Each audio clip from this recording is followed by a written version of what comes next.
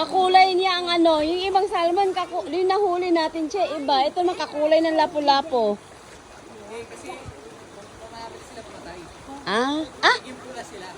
Ah, malapit na matay? Ay, gano'n. Nagiging pula sila. Ay, ganun pala yun. Kasi yung salmon dito, guys, parang bangus ang kulay yung nahuli namin aktual. Pero pag maraming mamatay pa na, tapos mangitlog, mamamatay siya na nagre-red. Ang dami, super, super, super dami. Bawal lang. Pero sa hayop, mga bear gusto kumain, mga crow, malalaking ibon. Siyempre, yun ang pagkain nila.